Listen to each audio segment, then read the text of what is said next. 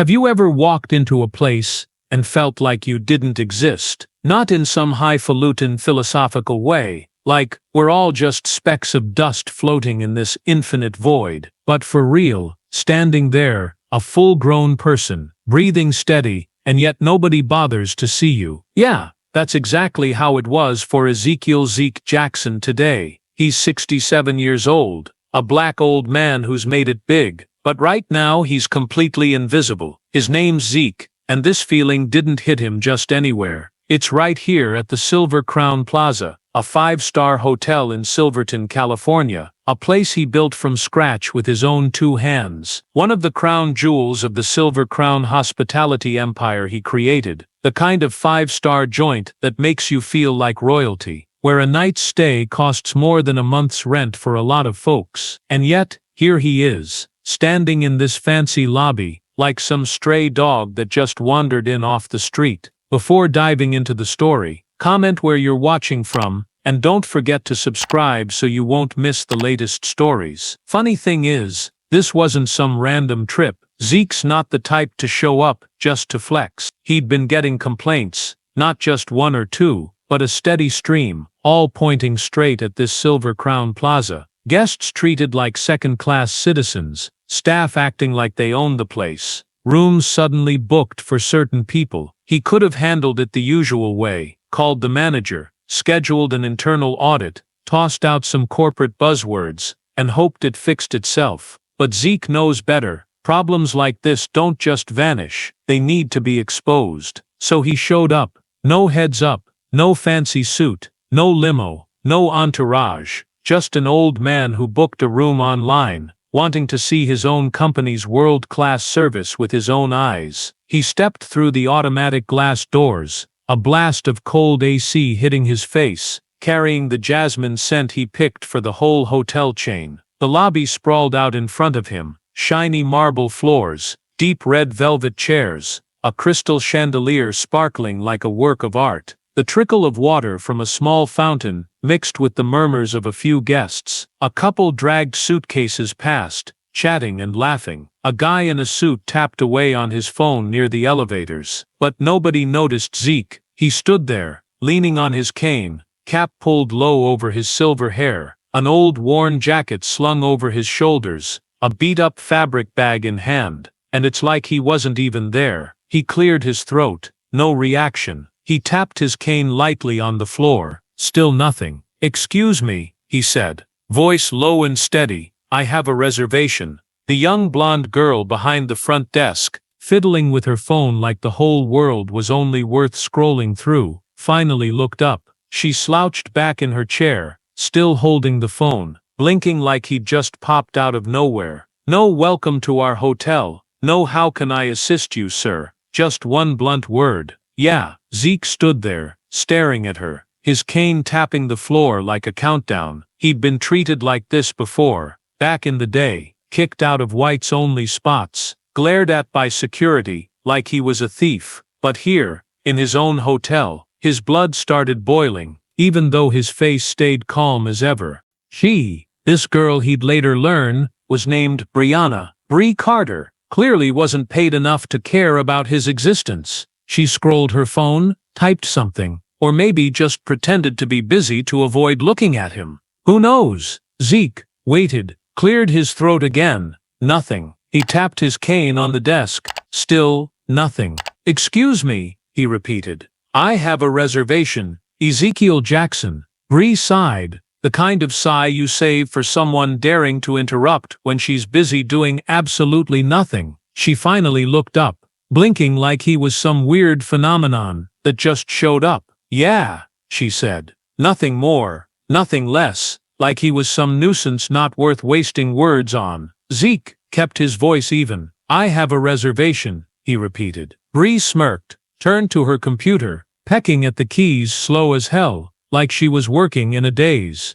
Don't see anything," she said, eyes glued to the screen, then back to her phone like the conversation was over. Zeke raised an eyebrow. "You sure?" he asked. "Pretty sure," she replied, not even glancing up, her voice bored like he was wasting her time. He sighed, keeping his face calm, but inside, His mind was already working. This was his hotel, his empire, and this attitude was something he couldn't tolerate. He'd once been a skinny black kid, scrubbing floors right here over 40 years ago, bowing his head to white managers barking orders. He bought this place, turned it into somewhere everyone be respected. At least, that was the plan. But now, standing here, it felt like he was back in those days of being looked down on. Zeke pulled his cap lower, gripping his cane tight. He could call the manager, make a scene, but no, he wanted to see how far this would go. He pulled out his phone, checked the confirmation email. "I've got a booking right here," he said,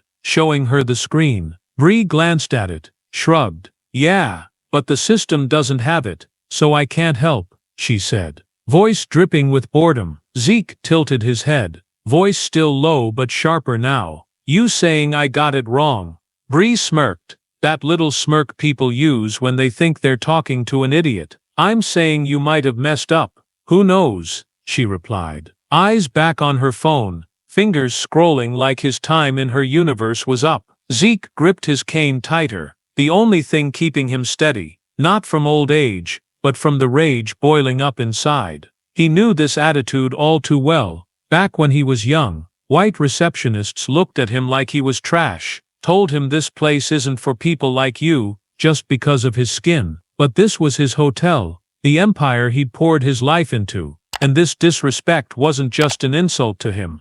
It was an insult to everything he'd fought for. He took a deep breath, keeping his face calm as a lake, but inside, he was already plotting. If Bree thought he was some lost old man, who didn't know where he was, she was about to get a lesson she'd never forget. "Check again," he said, voice still even but with an edge she couldn't argue with. Bree sighed again, that dramatic sigh you give a kid who keeps asking for something ridiculous. She tapped the keys slow as molasses, eyes rolling over the screen like she was doing him a favor. Nothing here," she said, voice flat as a robot's. "No Ezekiel Jackson anywhere." Zeke raised an eyebrow, still holding the phone with the confirmation email. "You sure?" he asked. Again, voice soft but challenging. Bree didn't even look up, just shrugged. "Pretty sure," she said, then went back to her phone, like he'd been erased from her priority list ages ago.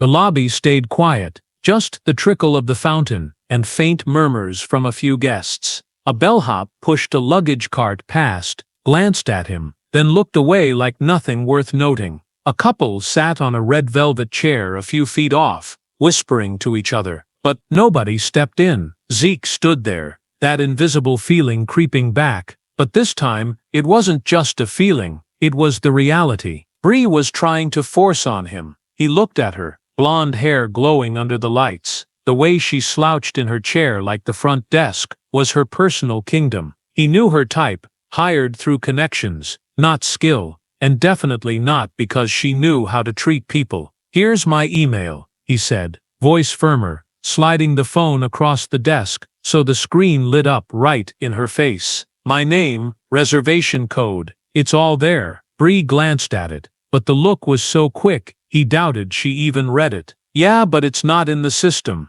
she repeated, like a scratched record, stuck on the same line. "The system doesn't lie." Zeke gave a faint smile, the kind he used when he knew he was being tested. "Neither does my email," he shot back, voice low but sharp as a blade. Bree sighed again, louder this time, like he was the biggest burden of her shift. "Look, sir," she said, finally looking up, eyes on him with a mix of boredom and contempt. "Maybe you got it wrong. Happens all the time. Maybe you booked somewhere else, wrong location or something." Zeke tilted his head, staring her down. "You saying I'm lost?" he asked, voice carrying a hint of danger now, though he kept his cool on the outside. Bree smirked, that tiny mocking smile people use when they think they're smarter than you. "I'm saying it's easy to mix up," she replied, voice fake sweet. "You're not the first." He gripped his cane harder, knuckles whitening under wrinkled skin. He wanted to roar, slam his hand on the desk,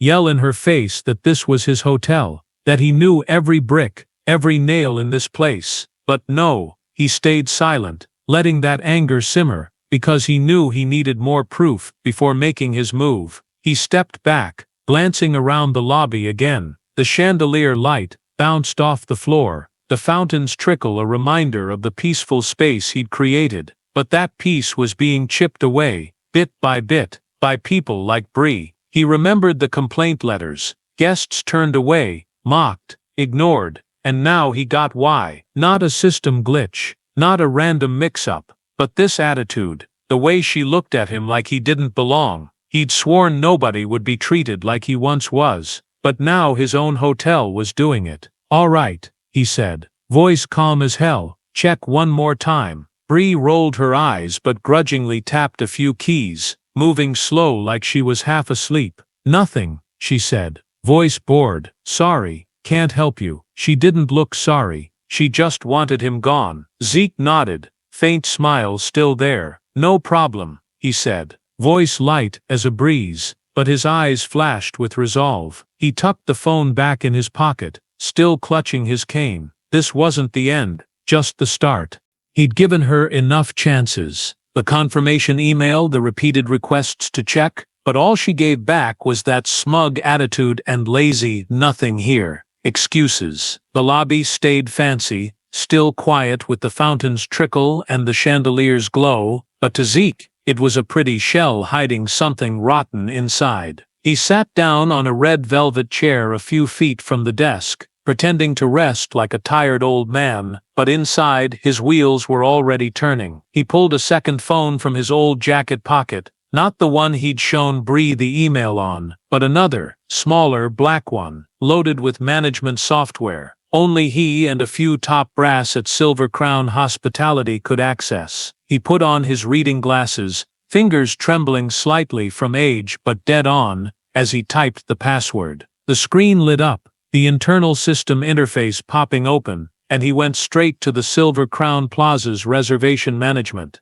He typed his name, Ezekiel Jackson, and the code from his email. A second later, there it was, his booking, confirmed 2 days ago, but now marked cancelled. Not auto-cancelled, not a tech glitch, but manually cancelled. Zeke frowned, scrolling to the activity log. And there it was, reservation #SC78492, cancelled by Brianna Carter, front desk staff, 14 minutes ago. He stared at the line, his breathing slowing, but his heart pounding harder. 14 minutes ago, right after he walked in and gave his name, Bree had wiped out his reservation. Not a mistake, not nothing in the system. Deliberate, plain as day. He tilted his head, faint smile creeping back, the kind he used when he caught a liar red-handed. But he didn't stop there. If Bree had the guts to do this to him, what had she done to others? He switched to the customer complaints section, typing Brianna Carter into the search bar. A list popped up, long as hell, scrolling on forever. One guest wrote, "Denied a room despite booking ahead." The receptionist named Bree said, "No vacancies," then went back to her phone. Another, "Asked about my reservation, got a glare and check again, you probably messed up, even with my confirmation email." One more, "Front desk Bree refused check-in, said it was a system error, but I heard her whisper to a coworker, doesn't look like our kind of guest." Zeke gripped his cane tight, knuckles bulging under wrinkled skin. This wasn't random screw-ups. This was a pattern, and he knew exactly where it came from. He remembered his younger days, scrubbing floors right here, treated like garbage by people like Bree, folks who thought they were above him because of his skin or how he looked. He'd sworn his hotel wouldn't be a stage for that kind of contempt, but here it was, staring him in the face, in his own empire. He skimmed the complaints, each line cutting into his pride like a knife. Not a system fault, but people. And that person was sitting a few feet away, still scrolling her phone like nothing was wrong. Zeke shut off the screen, slipped the phone back in his pocket, and leaned back in the chair. He glanced around the lobby. The couple from earlier was gone. The bellhop was wheeling luggage for a new guest. A few folks near the elevators whispered to each other. Nobody knew what he'd just found, but he did. He knew Bree didn't just cancel his booking out of laziness. She'd looked at him and decided, in 5 seconds flat, he didn't belong. An old black man, worn clothes, leaning on a cane, not worth her time. He'd seen that look 100 times, but here, in his own hotel, it hit like a slap in the face. He took a deep breath, the jasmine scent, not so pleasant, now, mixed with the bitter sting of memory. He could get up right now, march back to the desk, shove the phone in her face, and watch that smugness melt away. But no, Zeke wasn't in a rush. He'd learned from hard years that sometimes you let the wrongdoer dig their own grave deeper. He needed more, needed to know if Bree was acting solo, or if someone was letting this slide. Where was the manager? Did the others know? He glanced at the front desk. Bree still there, slouched back, fingers scrolling like the world was her private game. Zeke tapped his cane lightly on the floor. A small sound, but enough to refocus him. He didn't come here to lose. He came to fix, to protect what he'd built. He wouldn't let Bree or anyone trash it. He closed his eyes for a sec, picturing the complaint letters, the faces of customers treated like dirt, the ones he'd promised to serve right. Then he opened them, sharper than ever. He had proof, but he wanted to be sure. She was still there, slouched back, phone in hand, fingers scrolling like the world was only worth what she saw on that thing. He stopped at the desk, tapped his cane lightly on the polished wood counter. A small sound, but enough to cut through her apathy. She looked up, blinking like he'd popped up out of nowhere again, and sighed. "What now?" she asked, voice bored with a touch of irritation, like he was a fly that wouldn't buzz off. Zeke gave a faint smile, the kind he used when he knew he held the upper hand. "I have a reservation," he said, voice low and steady, "and I want you to check again." Bree rolled her eyes. That role people do when they think you're clueless. "I already checked," she said, voice flat as a robocall. "Nothing there, I told you already." Zeke tilted his head, still holding the phone, not the one with the email, but the one with proof from the internal system. "I've got a confirmation email right here," he said, sliding the regular phone across the desk, screen lit up with the reservation details plain as day. Bree glanced at it, but the look was so fast he knew she didn't bother reading. "Yeah, but it's not in the system," she repeated, voice dripping with boredom. "The system doesn't lie." Zeke let out a small laugh, dry as crackling leaves underfoot. "Neither does my email," he shot back, voice low but cutting through the air like a knife. Bree sighed again, louder, like he was the biggest drag of her life. "Look, sir," she said, finally looking up full on, eyes hitting him with a mix of boredom and disdain. "Maybe you got it wrong. Happens all the time. Maybe you booked somewhere else." Zeke gripped his cane, knuckles whitening. "You saying I'm lost?" he asked, voice edging into something dangerous now, though he kept his cool outside. Bree smirked, that tiny mocking smile. "I'm saying it's easy to mess up," she replied, voice fake sweet. "You're not the first." He stood there, locking eyes with her, and it felt like time slowed down. He saw it clear as day,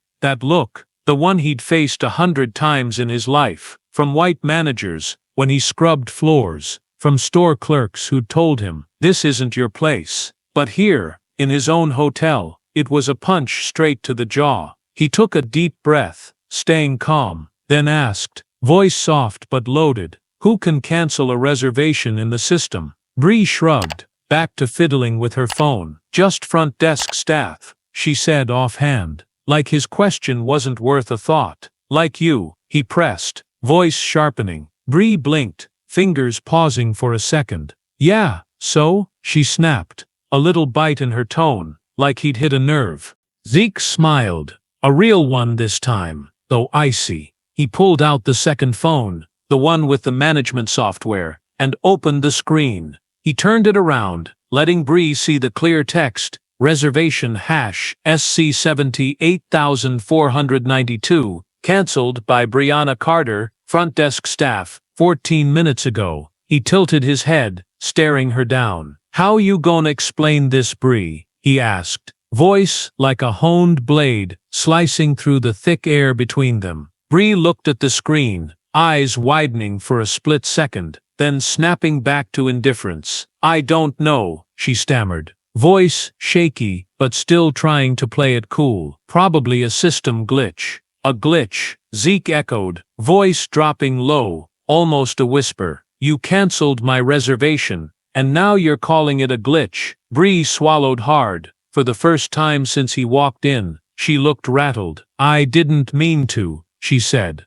voice fading, but her eyes dodged his. Must have hit something wrong. Zeke laughed again, dry sound echoing in the quiet lobby. Hit something wrong, he said, like he was tasting the lie. You looked at me, then canceled it right after I gave my name. That's an accident. The lobby went dead silent, the fountain's trickle sounding louder in the tension. A bellhop named Luis Morales, a few feet off, stopped pushing a luggage cart, sneaking a glance over. A couple near the elevators turned, whispering, clearly sensing something off. Bree opened her mouth, then shut it, like a fish out of water with no words. I didn't, she started, but Zeke cut her off. Don't even try, he said, voice hard as steel now. I've seen it all. Bree paled, fingers trembling around her phone, like she wanted to delete the proof he'd just shown her. Zeke stepped back, sizing her up from head to toe. He tucked the phone away, tapped his cane on the floor again. Say something, he said, voice calm but pressing. Why'd you cancel my reservation? Bree's mouth opened, but nothing came out. For the first time since he walked in, she was totally speechless. Zeke gave a faint smile. All right, he said. You won't talk, I'll figure it out another way. He headed straight for the small door behind the front desk, the one with a little sign reading manager's office. The lobby stayed quiet, just the fountain's trickle, and a few curious stares from guests near the elevators. Luis Morales, the bellhop, stood a few feet off, hands on a luggage cart, eyeing him like he knew something was about to go down. Zeke didn't knock, he didn't need to. He pushed the door open, and stepped in, and right away, Malcolm Mac Turner, the Silver Crown Plaza's manager, looked up from his desk, face full of panic. Mac was a middle-aged guy, half his hair gone, glasses sliding down his nose, the type who looked like he peaked in high school, and was just clinging to this gig now. Who are you? Mac stammered, hands fumbling to fold papers in front of him, like he was hiding something. Zeke shut the door, leaned against it, his cane planted on the floor. I'm Ezekiel Jackson, he said, voice low and steady, and I just had your front desk clerk cancel my reservation right in front of me. Mac went pale, glasses slipping further. What? Who? He stuttered, but Zeke cut him off. Brianna Carter, he said, voice sharp as a blade now. She canceled my reservation, and I've got proof. He pulled out the management phone, opened the screen, and slid it across the desk. Mac stared at the text, reservation hash SC 78492, cancelled by Brianna Carter, and his face turned white as the papers in front of him. I didn't know about this, Mac said, voice shaking. Must be a mix-up. Zeke let out a dry laugh, the sound bouncing around the small room. A mix-up, he repeated. I've got a whole list of complaints about her. Guests denied, mocked, ignored. You knew all about it, didn't you? He tapped his cane on the floor, driving each word home. And you did nothing. Mac opened his mouth, then shut it, like a fish, gasping for air. I was gonna handle it, he said, voice feeble. Breeze. She's family. I figured she just needed time. Zeke tilted his head, eyes hard as steel. Family, he asked. So you let her trash my hotel, because you didn't have the guts to fire her. Mac swallowed hard, hands trembling on the desk. Mr. Jackson, I'm sorry, he said. I'll talk to her, I swear. But Zeke raised a hand, cutting him off. No, he said, voice like a command now. You're not talking, you're firing her, right now, in front of everyone. Mac froze, glasses sliding clean off his nose. Right now, he echoed, voice quaking. But Zeke stepped forward,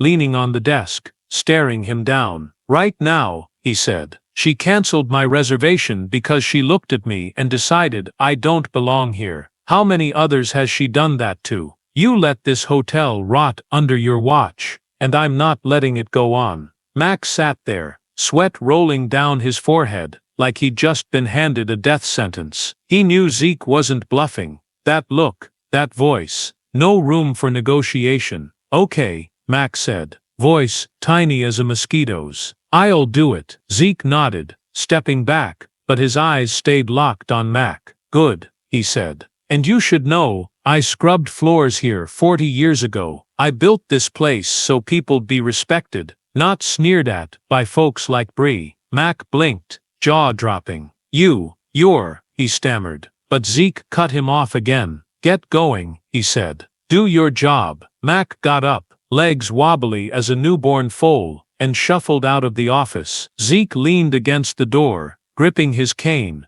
breathing, slowing, but heart still pounding. He knew firing Bree was step one, but he could see Mac wasn't much better. This guy had known for ages and done squat, letting his hotel sink into this mess. Zeke glanced around the office, papers in chaos, family pics on the desk, the stale vibe Mac brought. He gave a faint smile. Bree was out today, but Mac, he'd give him one last short chance before cleaning out the whole damn nest. Mac stopped at the front desk, where Bree still sat, slouched back, fiddling with her phone like nothing had happened. She looked up at Mac, smirking like she was about to say something, but then she saw Zeke behind him, and that mocking grin died fast. Bree, Mac said, voice trembling like dry leaves in the wind. You're fired. The lobby went dead silent, like the whole place held its breath. Bree blinked, fingers freezing on her screen. What? She asked. Voice, high-pitched, half shock, half fury. What'd you say? Mac swallowed hard, glasses sliding down his nose. You're fired, he repeated. Weaker this time. Right now, for canceling a guest's reservation. Bree shot up, her swivel chair screeching loud enough to pierce the silence.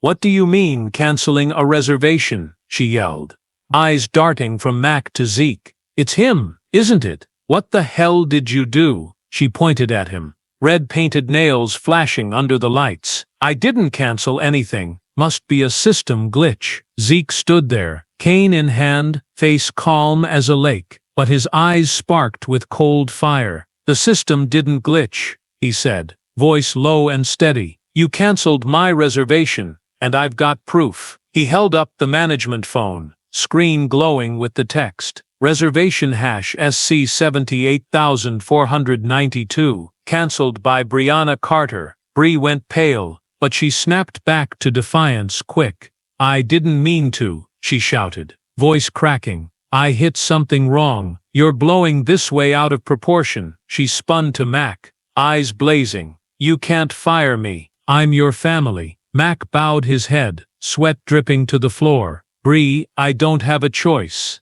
he mumbled. He ordered it. Bree whirled back, glaring at Zeke like she could chew him up and spit him out. Who the hell are you to give orders here? She roared. Some old geezer who thinks he's hot stuff? Zeke gave a faint smile, the kind he used when he knew the knockout punch was coming. He stepped forward, tapped his cane on the floor, the sound ringing like a bell of fate. I'm Ezekiel Jackson, he said, voice booming through the lobby now, owner of Silver Crown Hospitality. This is my hotel. The room went stone-cold silent. Bree's jaw dropped, eyes bugging out like they might pop. Mac stumbled back, tripping against the desk, glasses hitting the floor. Luis Morales let out a little. Owen dropped the luggage cart handle. The couple on the red velvet chairs stopped whispering, turning full on to stare. An older lady near the elevators dropped her purse, but nobody picked it up. All eyes were on Zeke. Bree shook her head, voice trembling now. No way, she stammered. You're just. She didn't finish, but Zeke knew what she meant. An old black man, worn clothes, cane in hand, not worth her glance. He tilted his head, locking eyes with her. I scrubbed floors here 40 years ago, he said, voice low but heavy as lead. I built this place so everyone'd be respected, not sneered at by you. Bree opened her mouth, but no words came. She stood there, hands shaking, like she just realized how deep she'd dug her own grave. Zeke turned to Mac, eyes shifting to the manager. Call security, he said. Get her out. Mac nodded fast, fumbling for the desk phone. Bree burst into tears, mascara streaking down her made-up face. "No, you can't do this," she screamed, lunging to snatch the phone from Mac, but Louise stepped in quick, holding her back. "Calm down," Louise said, voice low but firm. Bree thrashed, blonde hair a mess, but 2 security guys came from the back door, dragging her off the desk. "You'll regret this," she yelled one last time, voice breaking as they hauled her out the front, leaving a stunned crowd of guests and staff behind. Zeke stood there, cane in hand, watching till Bree disappeared past the glass doors. Then he turned, facing the lobby crowd. "Listen up," he said, voice ringing like a proclamation. "This hotel's shutting down temporarily. I want a full review, every complaint checked, every mistreated guest compensated, every staff member re-evaluated. Anyone who can't cut it is gone." He tapped his cane on the floor again, driving it home. Effective immediately. Nobody dared speak. Mac stood behind the desk, pale as a ghost. Louise looked at him with awe mixed with shock. Guests whispered louder, some nodding in approval. She'd been hauled out, her yells still echoing faintly from the front doors, leaving a crowd of staff and guests gaping. Luis Morales, the bellhop, stood by the luggage cart, eyes glued to Zeke, with a mix of respect and confusion. The couple on the red velvet chairs whispered louder, a few guests near the elevators clapping here and there, like they'd just watched a damn good play. But Zeke didn't care about the applause. He wasn't here for a show. He was here to fix things, and this mess wasn't done just because Bree was gone. He turned to Malcolm Mac Turner, the manager still behind the desk,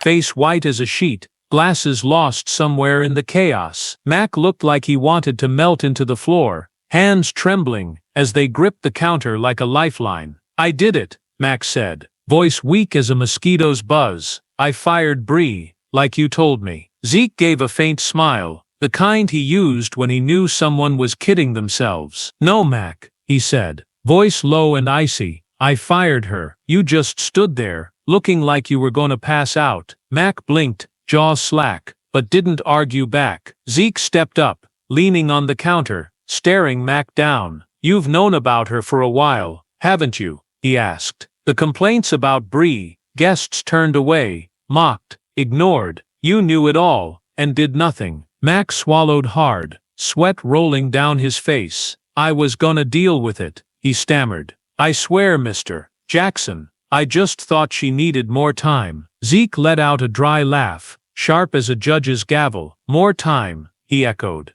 "You let this hotel rot under your nose, and you were gonna give her more time." He tapped his cane on the floor, punctuating every word. "You know, I scrubbed floors here 40 years ago. I built this place to be a point of pride, not the attitude-filled dump you let it turn into." Mac bowed his head, shoulders hunching like he wanted to vanish. "I'm sorry," he mumbled, voice barely there. "I'll fix it, I swear." Zeke tilted his head, eyes hard as steel. "Fix it?" he asked. "You can't fix this, Mac." "I will, and you're done." Mac looked up, eyes wide. "What?" he stuttered.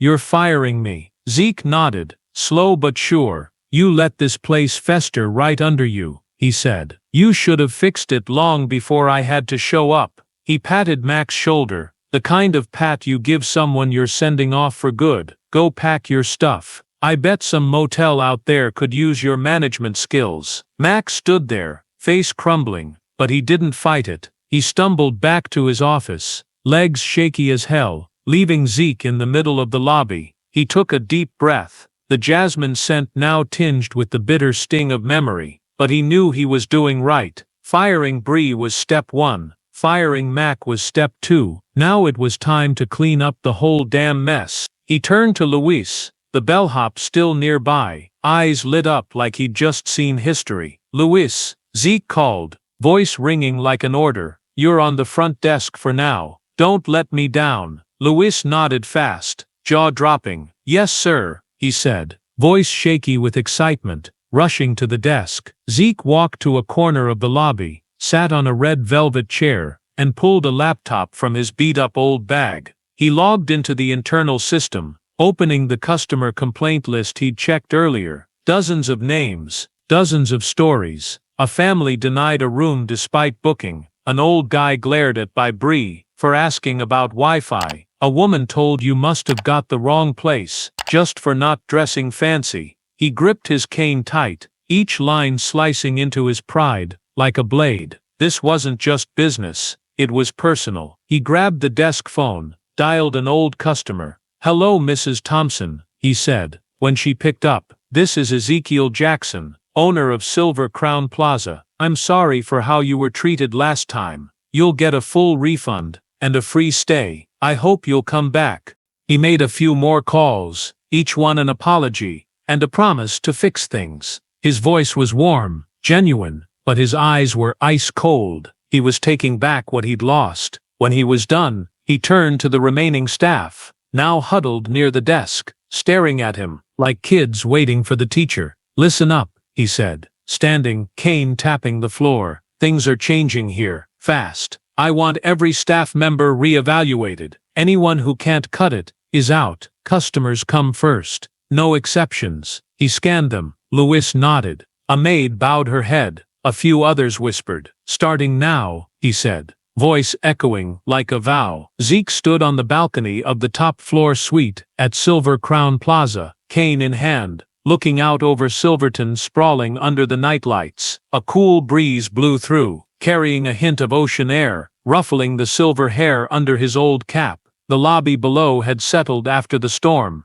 Bree fired, Mac gone, and a full review ordered. He just scraped out the rot from this hotel, but standing here, in the luxury he'd built from scrubbing floors 40 years back, he felt the justice he'd dealt wasn't enough yet. This wasn't just about fixing a hotel, it was about guarding a legacy, a promise he'd poured his whole life into. He stepped inside, sat in an armchair by the window, and picked up the phone. He dialed his grandson, David, the kid he always saw as his successor. The other end picked up after 2 rings. "Hello, Grandpa?" David's voice came through, young but curious. Zeke gave a faint smile. "Yeah, it's me," he said, voice warm and low. "Had a long day at Silver Crown Plaza today. Wanna hear about it?" David laughed loud through the phone. "What trouble did you stir up now?" Zeke chuckled dryly, the sound like his cane tapping the floor. "Not trouble," he said. "Cleaning house. A receptionist canceled my reservation.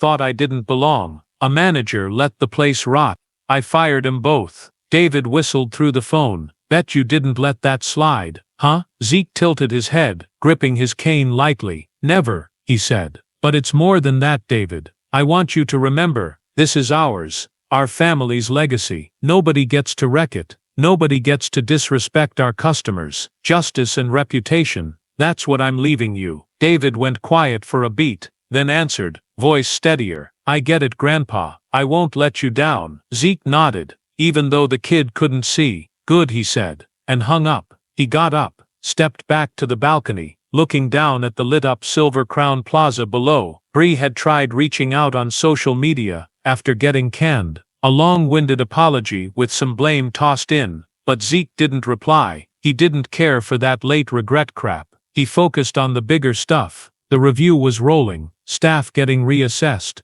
old customers compensated. He blacklisted Bree from the whole Silver Crown hospitality chain. She'd never step foot in one of his hotels again. Mac got a short shot to prove himself somewhere else, but Zeke knew he wouldn't last anywhere but some cheap motel. He took a deep breath, the jasmine scent from the lobby wafting up faintly. This was his hotel, his empire, and now it'd be better, stronger. He thought back to the early days, scrubbing floors under the sneers of white managers, sleeping under awnings to save every dime. He'd sworn nobody, guest or staff, would be treated like he was, and today he kept that vow. Next time someone like Bree thought about looking down on an old black man or any customer, they'd think twice, because now everyone knew who he was. Zeke turned back inside, flipped off the lights, and took one last look at Silverton through the window. He gave a faint smile, the kind he used when he knew he'd won a big fight. He didn't just save this hotel, he'd sent a message, nobody messes with his legacy. And with every light glowing below, he saw Silver Crown's future, clean, fair, and something to be proud of. The story of Ezekiel Zeke Jackson mirrors issues still kicking around in today's America: discrimination, unconscious bias, and folks slacking on the job. Zeke, a 67-year-old black man, walked into Silver Crown Plaza, looking simple, old jacket, cap, cane, and got instantly dismissed by Bree, the receptionist, who canceled his reservation because he didn't look like a guest here. That detail hits on the subtle racism still creeping through U.S. service industries, where skin color or appearance can dictate how you're treated. Even with laws banning that junk long ago, Bree's actions weren't just lazy. She was on her phone, sighing at interruptions, but arrogant, acting like she could judge who's worthy. A vibe plenty of Americans catch in public spaces these days. MAC, the manager, stands for weak leadership. Knew Bree was screwing up, but did nothing because she's family, showing how excuses let rot fester in organizations when accountability's dodged. The takeaway isn't just fighting injustice, it's taking charge to fix the system, like Zeke did. He didn't just fire Bree and Mac, he ordered a full review, compensated guests, and put Luis in charge to rebuild trust. In real-life America, you can do this by not staying quiet about bias. Call it out like Zeke did with Bree, demand accountability from leaders like he did with Mac, and fix mistakes with real moves like his calls to apologize to guests. Don't wait for someone else to step up. Be Zeke, grab your power to make justice and respect happen, no matter who you are. If you liked Zeke's story, standing up for justice and his legacy, hit that subscribe button so you don't miss more inspiring tales like this. Thanks for watching, and see you in the next video, where we'll dig into more life lessons worth knowing.